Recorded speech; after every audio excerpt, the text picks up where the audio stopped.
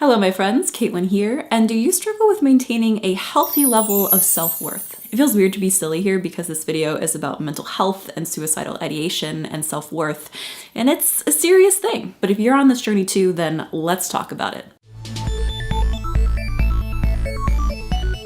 So this video comes from a subscriber question. It was asked by Rory on some platform somewhere, even though I cannot find the original question, but I know that he did because I put it on my video calendar. And he wanted to know if I had any tips for maintaining self-worth in relation to suicidal ideation, because that's something that I've talked about and struggled with. It's not something I talk about a lot for obvious reasons, beyond just being demonetized on YouTube. It's one of those things that's both a part of me, and I don't hesitate to tell people if it makes explaining something about myself make more sense.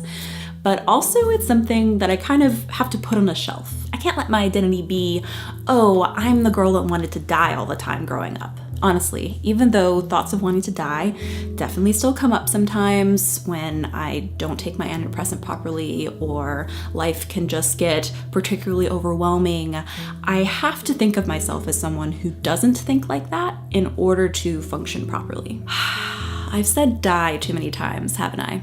This video is definitely getting demonetized. Okay, first of all, as always, if you are having thoughts of suicide or you are just feeling really awful or hopeless, please seek out a doctor. Maybe medicine would help, it does for me, but I always encourage therapy even if you're not clinically depressed. No one is going to not benefit from taking a critical look at their life with a therapist. But I think what Rory was really asking beyond the kind of major work you can do with a doctor or therapist is that a big part of depression and suicidal ideation is feeling like you have no worth, that the world would be better without you somehow. And so to help fight that, you have to believe in your own worth. Now, believing in your worth can be a struggle whether you're depressed or not, because we get all kinds of conflicting messages. You're special. You are not special. You have purpose. You have no purpose. You're loved. You're gross and unlovable. So what do I do to help combat this? Well, you have to ask yourself, where is the negative coming from? Is it an internal or external source? And if it's external, is it coming from a bully or from someone you trust? And if you find that it's internal, you have to look at it from an outside perspective. My therapist gave me this great example about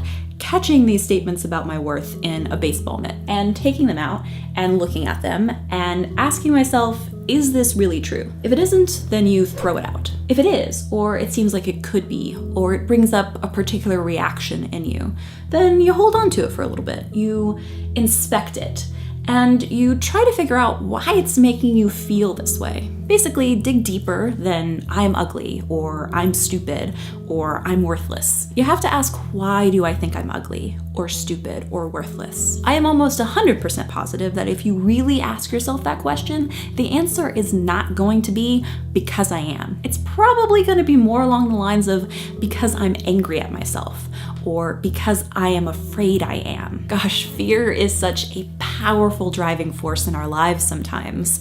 We count ourselves out as worthless, not because we are, but because we fear being so. It's failure-oriented. It's quitting before you've even begun in an effort to avoid the embarrassment of failure. But you can't accomplish anything unless you actually try. I have to do this exercise for YouTube comments a lot, because most comments I can just brush off my shoulders, no big deal. But sometimes they really hit at the core of my insecurities. So this is work.